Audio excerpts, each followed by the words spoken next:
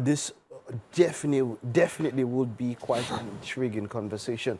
We have a business executive and fiction writer based in Lagos, Nigeria, is here for a chat on this quite interesting title, Some Angels Don't See God. Eva Obi, you're welcome. It is great to have you. Thank you, Mike. And this is quite done. You went for it, and I'm telling you that the title alone will make me want to go through it. Some Angels Don't See God, a novel. And I see that it is in parts. How many parts do you have here? 2 parts. 2 parts. There's part 1 and there's part 2. Yeah. There's quite a lot here when I look at the acknowledgements and all of that. But let me see. Okay, no, this is a review. I don't want to take that full. Yeah. Okay, yeah. The last part. The past is never dead. It's not even the past. William Faulkner, Requiem for a Nun. Was this an inspiration for the book? Yeah, you could say that. You could say that. But, I mean, there are more things that inspired me to write the book. Well, tell us about those things. There are a lot of things that people are, comfortable to talk about, a lot of taboo topics. You have the theme of rape, of incest, of child abuse, a lot of those things, those issues that people don't like to talk about. So writing the book, I wanted to be able to, write and touch those topics and highlight the scars of the victims and remind us all of our capacity as humans to do great evil against one another. And did you draw inferences from true life stories when you put all of this together? Because we know that in fiction, and we see even in movies, people put rejoinders that look, if this is looking like anything that has happened in life, it is unintentional. But then for a novel, are there any true life situations that you were able to call from to put this together? I've always said that when you're writing, when you do my kind of writing, when you write literary fiction, you're essentially writing about life. And it's interesting you say that because when people read the book, they reach out to me, say a lot of things. And the one thing I've realized is that it evokes memories from their respective past. I've essentially written about what people have gone through, what people are still going through. And this is just me bringing it to their faces. So I wouldn't say the life of one particular person inspired it, but then it's just writing about life. And we're all students of life, well, yes, so everybody can, everybody can relate to it. Now, this book is about Peter. Peter is a banker, and then there's Nita Okoye, an ambitious young banker, stable but uninteresting life is disrupted when he comes across a book of fiction recounting torrid experiences he lived through as an undergraduate and all of that.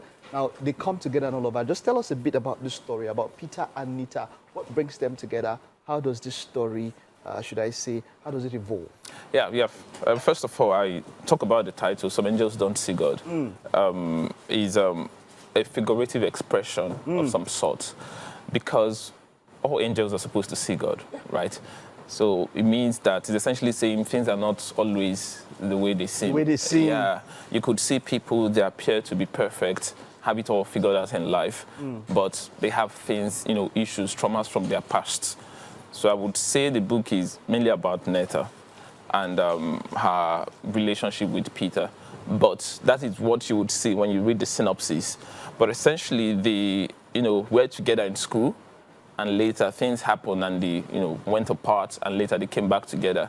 But I would say more that the book is about an incestuous relationship between Netta and her brother and the ramifications of that incest and how it affected her life throughout. Is deep. Now, let's talk about that figurative expression which you use for the title, that some angels don't see God. People say that all that glitters isn't gold, but we know that gold actually doesn't even glitter. Yeah, it doesn't actually. But you see, when you look at life, like there's something you mentioned, we are all students of life, no matter what level we are. Even if you're teaching somebody, you are a student, you are learning. For those out there who are upcoming in the school of life, what kind of lessons can they learn from that figurative expression, saying that, look, what you see might not be what there is, or might not be all that there is to see about a particular thing? What can upcoming people learn? What can you teach them with that figurative expression? That life is not fair. That's straight point. It isn't actually. Yeah, life is not fair. So you don't expect life to be fair. So all you have to do as a human being is to, keep striving for the things you want to strive for, the things you believe for, and love people you love, family, friends, and you always have it at the back of your head that life is incredibly short. It shouldn't translate to a fear of dying, but it should translate to pushing you to let you know that there is no time, all the things you want to do. You just have to, keep pushing and, get things done. Yeah, you made me keep quiet for a while now. I start thinking now. I like that. But when someone is done with it, I know that these are the kind of lessons that you expect people to learn when they are done with all of this and all of that. What is that thing? Are there other things in your mind that you want someone to, that the takeaways after reading this book, what can they hope to have learned after all of this? Yeah, in the maybe in the 50s or so, Christopher Okibo was being interviewed and he was asked something similar, and he said, "I do not have any function as a writer." So I hold on strongly to that. I don't write a book. I don't sit down and write a book and hope to teach lessons. Well. And after writing, people can read the book and take whatever they want to take from it. My job as a writer is to tell the human story as truthfully as possible, to highlight strengths as strongly as I highlight weaknesses. Present all sides of the coin. People can now make of it whatever they want to be. Now, from his time, from Okibo's time up until now, would you say as Africans we read better? The culture of reading. Do you, with the emergence of social media being and this rave of influencers, our books, do they still have that influence that they had back then as it is now? Is this something that we're trying to build? Is this something that is re-emerging? What do you think about the reading culture? Yeah, so I used to think that the reading culture over time, kind of died down a little bit, and you could say that is true to a large extent, but you begin to ask yourself where, did it all start going down, declining, and I always take it back to the homes, back to the parents. I am the way I am today. I was even able to become a writer because I grew up in a household where my sister used to give me books. There were books everywhere at home, books that my mother used when she was in school, and my sister used to give me books.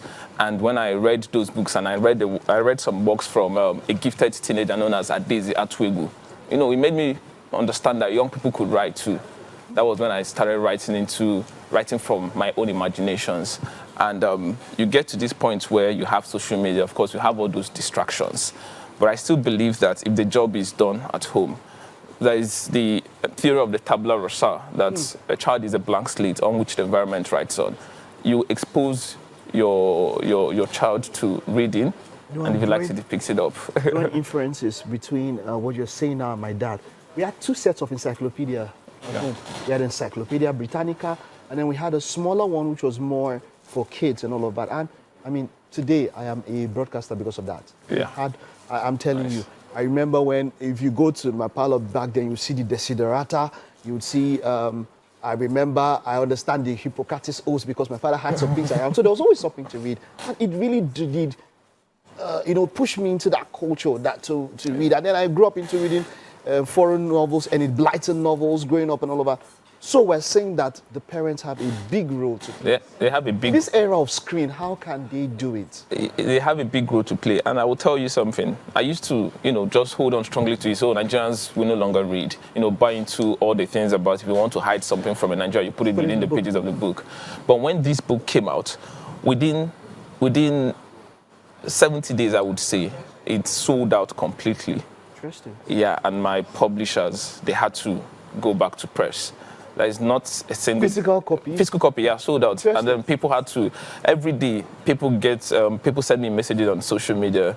They hate me, they want to beat me up because of the burden I put on the main character, Chukwuneta.